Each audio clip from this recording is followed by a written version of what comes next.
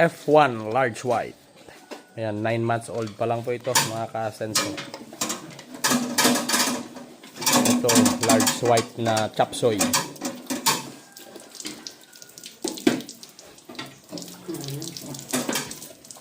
Marunong nang uminom sa drinker.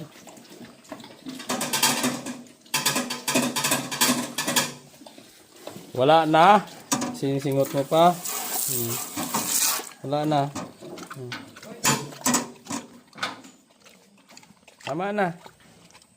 Mabait po itong inahin namin guys. Hindi ito nananakit. Oh. Bye bye. Ito pala inom ng tubig ito. Ano. Tapos pag tanghali, pinapatubod niya yung water drinker at saka mahiga dyan sa may part na kung saan ay basa. Ayan. Lakas uminom. Ito po ay pregnant na ng magto 2 months na rin. Sa 9 months old na po ito. Running to 10 months old. Ayan, pinaarawan namin dahil alas 6 gis ng umaga. Ayan, gamot pa po ang sikat ng araw. Pero mamaya, ibababa namin yan. Ayan, matulog na dahil busog na sila.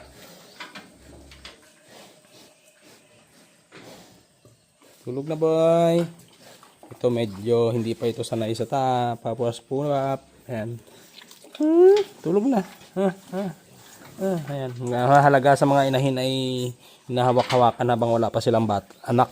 Dahil once na may anak na sila, mahirap na silang paamuhin. Dahil pag once na naririnig nila na umiiyak ang kanilang biik, nagwawala din sila. Pero kung nasanay sila sa hawak-hawak, pagdating ng sila ay mga anak, tapos nakita nila na hawak-hawak mo yung anak niya, hindi ito nagwawala. Bye bye. 10 months old na po ito. January, February, March, April, May. May pa lang po tayo ngayon. 6 running to 6 months ito noong January. So ngayon ay May. Ano na ito, 10 months na.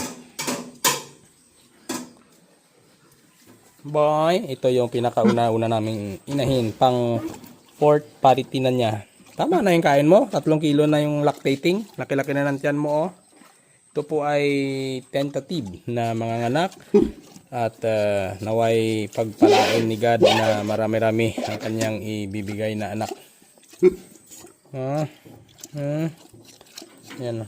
Pagka itong kagandahan sa inahin na ito, once na hinahawakan mo kahit saang part ng kanyang katawan, hihiga ito. Higa ka? Ha? Tulog. Tulog na. Tulog na. Bye bye. Ito po ay large white na chop suey. Kasi hindi po alam kung anong genetic na pinanggalingan ng kanyang tatay. Kaya chop suey na lang po ang tawag namin dito. Pero itong isa, F1 po ito ng large white. Bye. Yan, may mga tandaan tenga po niyan dahil ito ay sa legit na breeder po talaga ito binili.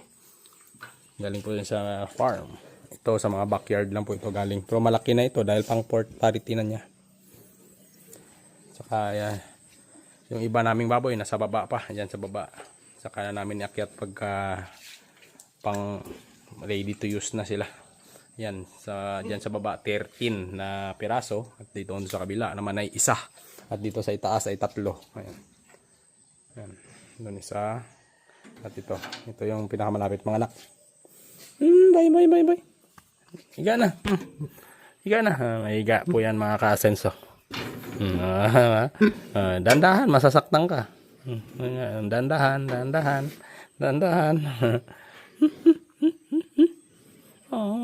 Bye. Ang tenga nakatayo.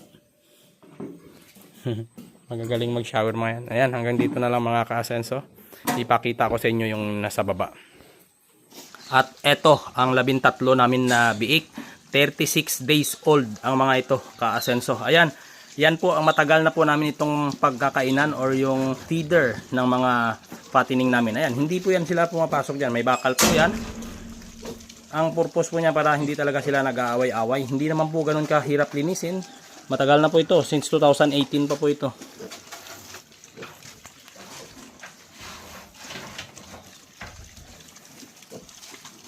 Katabiha dyan ay. May tubig para na? Ibatangan natin.